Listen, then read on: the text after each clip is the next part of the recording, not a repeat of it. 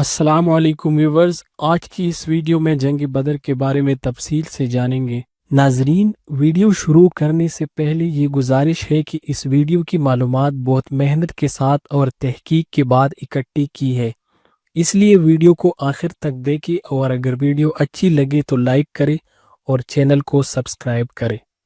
नाजरीन, जंग बदर 17 रमज़ानुल मुबारक सन 2 हिजरी में लड़ी गई थी और ये अहले ईमान और अहले शिर्क के दरमियान पहला मार्का था।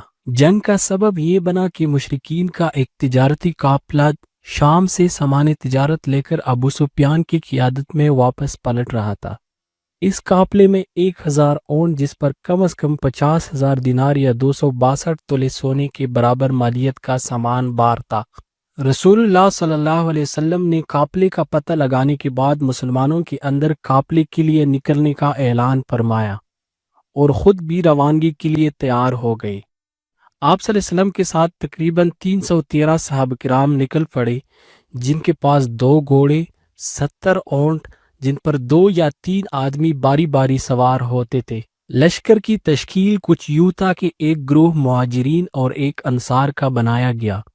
मुहाजिरीन का झंडा हजरत अली, जबकि अंसार का झंडा हजरत साद बिन मुआज रज़ियल्लाहु तआला अन्हु को दिया गया, जबकि जनरल कमान का झंडा हजरत मसहब बिन उमैर रज़ियल्लाहु तआला अन्हु को दिया गया। दूसरी जानिब अबू सुफियान, जो कि काफिले की हिफाजत के लिए इंतहाई मोहतात थे, इनको जल्द मालूम हुआ कि मुसलमान काफिले पर हमला करने वाले हैं, लिहाजा उन्होंने जमजम बिन आमरो को पैसे देकर मक्का रवाना कर दिया ताकि वो कुरैश के अंदर काफिले की हिफाजत के लिए ऐलान करें।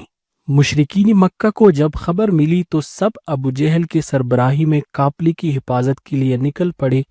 लश्कर की तादाद 1300 थी, जिनके पास 100 घोड़े, 600 ज़िर, जबकि ऊंट कसरत से थे।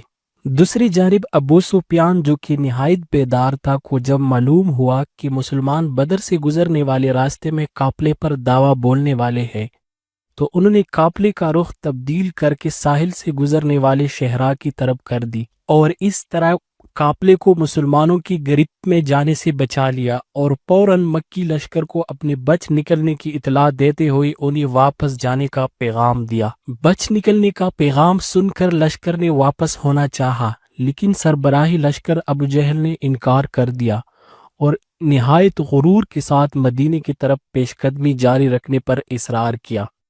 इधर अहनस बिन शुरैब ने वापस जाने का मशवरा दिया, लेकिन उसकी बात किसी ने नहीं मानी, जिस पर वो बनु ज़हरा के 300 आदमियों को लेकर वापस हो गए, जिसके बाद लश्कर की तादाद 1000 रह गई। रसूलुल्लाह सल्लल्लाहु अलैहि वसल्लम को जब काफिले की बच निकलने और मक्की लश्कर की मदीने की तरफ पेशकदमी की इतलाआत मौसूल हुई तो हालात का जायजा लेने के लिए आप सल्लल्लाहु अलैहि वसल्लम ने एक आला फौजी इजलास बुला लिया ताकि बदलते हुए हालात पर मुहाजिरीन और अंसार के साथ तबादला ख्याल करके इनकी राय मालूम की जाए। मुहाजिरीन की तरफ से हज़रत अबू बकर, हज़रत उमर और हज़रत मिक़दाद बिन अमरो रज़ियल्लाहु तआला अन्हु, जबकि अंसार की तरफ से हज़रत साद बिन मुआज़ रज़ियल्लाहु तआला अन्हु उठे और आप सल्लल्लाहु अलैहि वसल्लम को जान और माल की कुर्बानी देने की यकीन दहानी कर दी। इसके बाद रसूलुल्लाह सल्लल्लाहु अलैहि वसल्लम ने लश्कर को हरकत दी और मैदान बदर के करीब पहुंचकर पड़ाव डाला, जबकि दूसरी जानिब कुरैश मक्का ने भी बदर के करीब पहुंचकर कैंप लगा ली। रसूलुल्लाह सल्लल्लाहु अलैहि वसल्लम ने एक दरख्त की जड़ के पास रात गुजारी और मुसलमानों की फतह मुबीन और नुसरत के लिए अल्लाह ताला से दुआएं मांगी। सुबह हुई तो दोनों लश्कर एक दूसरे को दिखाई देने लगे। आप सल्लल्लाहु अलैहि वसल्लम ने मुसलमानों की सफ़े दुरुस्त फरमाई और इस तरह दोनों लश्कर एक दूसरे के खिलाफ सफ आरा हुए। इस मारिके में पहला कत्ल असवद बिन अब्दुल असद का हुआ। ये मुसलमानों के बनाए गए पानी की हवज का पानी पीने और इसे डालने के लिए निकला, जिसके मुकाबले में हज़रत हमजा रज़ियल्लाहु तआला अन्हु बरामद हुई। दोनों के दरमियान हाउस के करीब मुकाबला हुआ और हज़रत हमजा रज़ियल्लाहु तआला अन्हु ने इसे कत्ल कर दिया। इसके बाद कुरैश के 3 बेहतरीन शहसवार उतबा, शेबा और वलीद, जो कि एक खानदान से थे, निकले और मुसलमानों को दावती मुबाजरत दी। मुसलमानों की तरफ से माज, मऊज और अब्दुल्ला बिन रवाहा रज़ियल्लाहु तआला अन्हुमा बरामद हुए। ये तीनों अंसारी सहाबा थे, लेकिन कुरैश ने अपने चचेरे भाइयों यानी मुहाजिरीन को मुकाबले के लिए आवाज़ लगाई। جس پر حضور صلی اللہ علیہ وسلم نے حضرت حمزہ، حضرت علی اور حضرت عبیدہ بن حارث رضی اللہ تعالیٰ عنہما کو مقابلے کے لیے نکلنے کا حکم دیا۔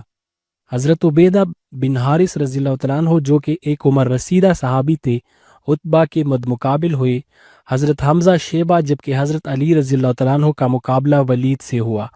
حضرت حمزہ اور حضرت علی رضی اللہ تعالیٰ عنہ نے جلد اپنے مقابل کو قتل کر دیا، لیکن حضرت عبیدہ بن حارث رضی اللہ تعالیٰ عنہ اور عتبہ کے درمیان ایک وار کا تبادلہ ہوا، جس میں دونوں نے ایک دوسرے کو گہری زخم پہنچائی۔ لیکن جب حضرت علی اور حضرت حمزہ رضی اللہ تعالیٰ عنہ اپنی شکار سے پارے ہوئے تو دونوں عتبہ پر ٹوٹ پڑے اور ان کا کام تمام کر دیا، اور ساتھ حضرت عبیدہ بن حارث رضی اللہ تعالیٰ عنہ کو زخمی حالت میں اٹھا لائے۔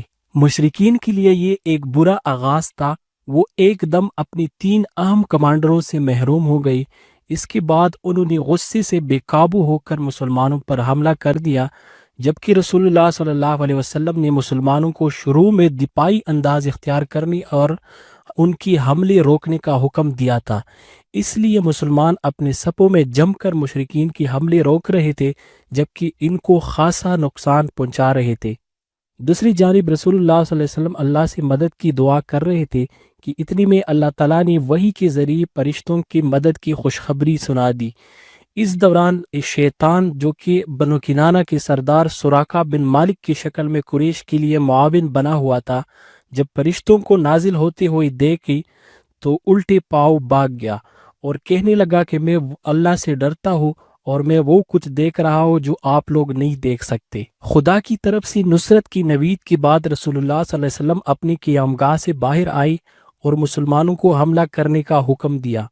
اب مشرکین کی حملوں کی تیزی جا چکی تھی، اور جب مسلمانوں نے حملہ کر دیا تو مشرکین کے صفے درہم برہم ہو گئے اور مسلمان ان کی گردنیں کاٹتے ہوئے آگے بڑھتے گئے، یہاں تک کہ اہل ایمان کو فتح ہوئی اور اہل کفر کو شکست پاش ہوئی۔